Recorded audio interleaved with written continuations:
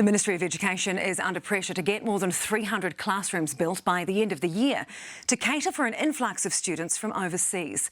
Record migration numbers are adding to the building troubles at schools, with one principal telling us children are learning in makeshift classrooms, in corridors and stairwells. Political reporter Bridie Whitten has the story. The students keep showing up and schools need to find somewhere to teach them. There are cases where the hall is now being chopped up and used for classrooms, under stairwells, corridors.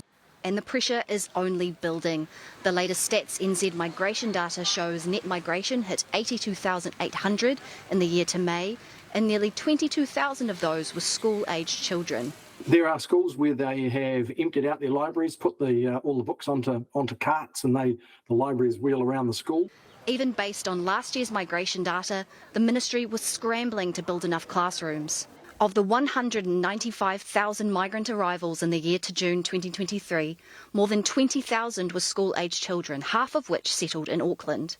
But that pressure already existed before this increase in migrants, so it's exacerbating this issue, and so we really need some support from the government to fix this. Based on the influx, the Education Ministry calculated it needed 641 more classrooms to accommodate growth. 270 of those have been built, leaving 371 to be completed by the end of the year.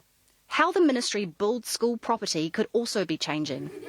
Erica Stanford, the Education Minister, ordered a ministerial inquiry into the issue in March.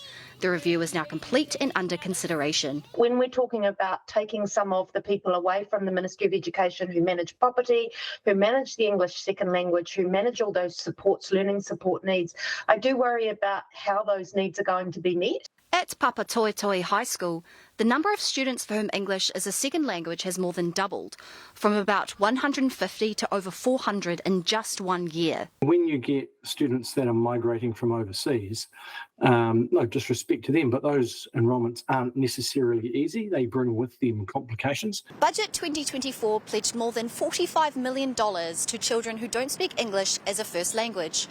Education and Immigration Minister Erica Stanford's office told us last year's influx of children was a one-off. The government says they've also taken steps to rebalance the immigration settings.